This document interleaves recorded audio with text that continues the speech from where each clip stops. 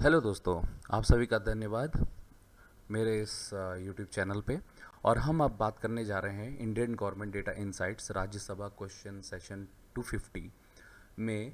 और यहाँ पे हमारा जो डिस्कशन होगा वो ग्राम पंचायत के ऊपर है। तो ग्राम पंचायत में क्या होता है कि हमारी गवर्नमेंट की तरफ से पंचायत के सशक्तिकरण के लिए काफ़ी इन्वेस्टमेंट किया जाता है, जो काफ़ी कम लोग होते हैं जो इस बारे में जानते हैं कि कितना इन्वेस्टमेंट किया जाता है स्टेट लेवल पे।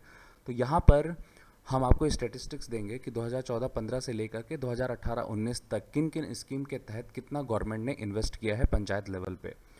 तो यहाँ पे 3 कैटेगरी है। पहला है आरजीएसए जो कि है राष्ट्रीय ग्राम स्वराज अभियान, दूसरा है राजीव गांधी पंचायत सशक्तिकरण अभियान, और फिर सीबीएसए है जो है कैपेसिटी बिल्डिंग पंचायत सशक्तिकरण अभियान। तो इन 3 कैटेगरी में इन्वेस्टमेंट किया गया है, जिसको हम विजुअली अभी एक टेब्लो डैशबोर्ड में हम देखेंगे। तो ये है हमारा डैशबोर्ड। तो हम शुरुआत करते हैं डेट वाइज। तो सबसे पहले लेफ्ट में हम नीचे की तरफ से शुरुआत करते हैं कि फंड रिलीज्ड फॉर आरजीपीएसए, मतलब राजीव गांधी पंचायत सशक्तिकरण अभियान में। और ये सारे यूनिट जो कि इन्वेस्टमेंट हुए हैं गवर्नमेंट की तरफ से पंचायत को दिए गए हैं, ये सब करोड़ में है।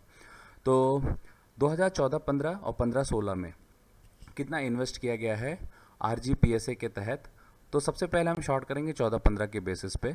तो 14-15 में बिहार, कर्नाटका, मध्य प्रदेश, महाराष्ट्र, उड़ीसा, ये 5 जो है मेजर स्टेट्स रहे हैं जहाँ पे सबसे ज़्यादा इन्वेस्टमेंट किया गया है, और ये है 63.67 करोड़। फिर कर्नाटका में 46.80 करोड़, मध्य प्रदेश में 37.46 करोड़, फिर 34.75 इन महाराष्ट्र है। तो इसी के तहत हमारा ये स्टैटिस्टिक्स में हम विजुअली देख पा रहे हैं कि कितना इन्वेस्टमेंट हुआ है। और हम अब देखेंगे कि 2015-16 में कितना हुआ है, जो कि हमें विजुअली भी दिख रहा है कि 14-15 के बाद 15-16 में ये इन्वेस्टमेंट कम है।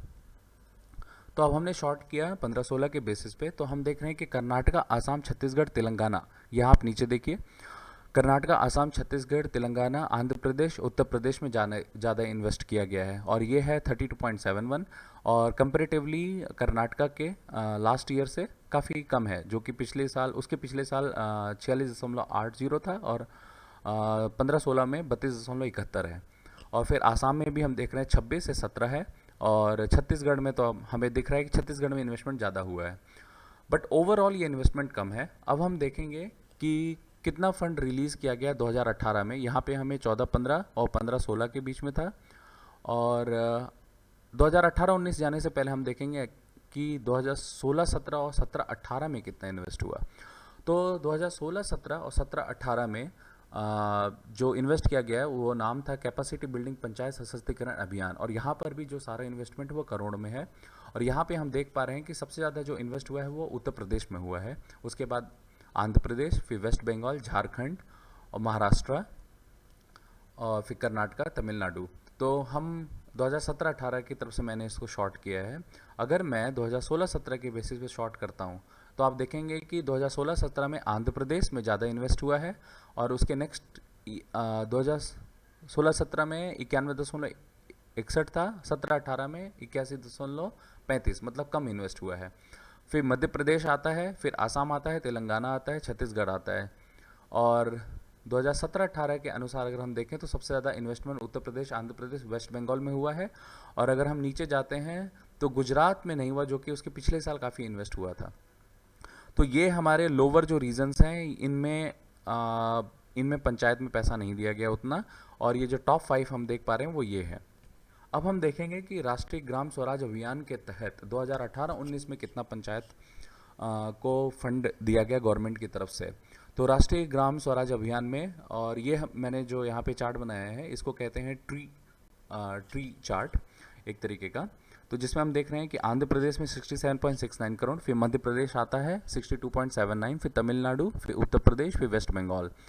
और उसी के हिसाब से जितने भी हमें यहाँ पे दिख रहे हैं ये सब शॉर्टेड हैं हाई से लेकर के लो तक।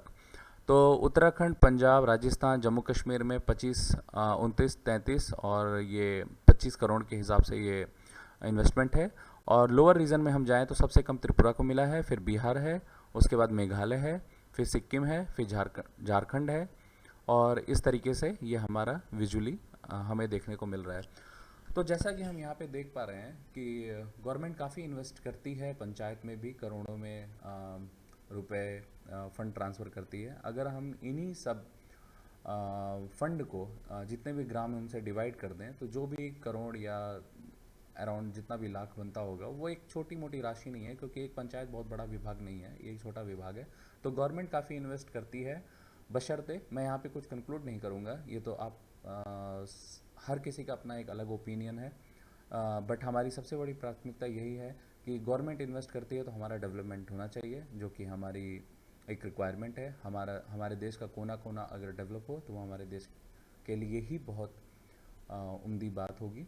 तो खैर, अब हम फिर मिलेंगे अपने तीसरे वीडियो के साथ, और मैं आप लोगों के सामने फिर इसी कंटिन्यूएशन में कुछ और डेटा लेकर के आऊँगा और कुछ और इंसाइट्स आपको देने की कोशिश करूँगा, और कोशिश करूँगा कुछ और चार्ट्स बनाऊँ जिससे आप लोगों को भी अच्छा लगे, अपीलिंग लगे देखने में भी, और समझने में भी बहुत आसानी हो।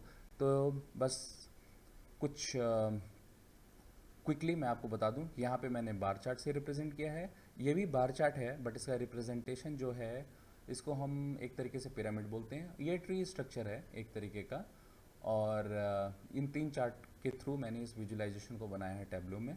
और इन सारे विजुलाइजेशन को आप अलग अलग तरीके से बना सकते हैं। आप भी आइए, आप डेटा उठाइए गवर्नमेंट की वेबसाइट से, और टैब्लो या किसी भी ओपन सोर्स सॉफ्टवेयर के थ्रू आप, या टैब्लो एक्चुअली पेड है बट उसका ओपन सोर्स जो है वो पब्लिक वर्जन है, आप भी आइए और पब्लिक वर्जन पे ही ट्राई कीजिए, ऐसे डैशबोर्ड्स बनाइए और इसको पब्लिश कीजिए। और ये मेरी तरफ से एक शुरुआत है, और बट मैं इनकरेज करूँगा आप सभी लोग अपने इंसाइट्स को, अपनी विजुलाइजेशन को शेयर कीजिए, और होपफुली आप मुझे कमेंट में भेजिए ताकि मैं आपके विजुलाइजेशन को देख के और भी सीखने की कोशिश करूं, शायद मैं और अच्छे से इसको बेहतर बना पाऊं।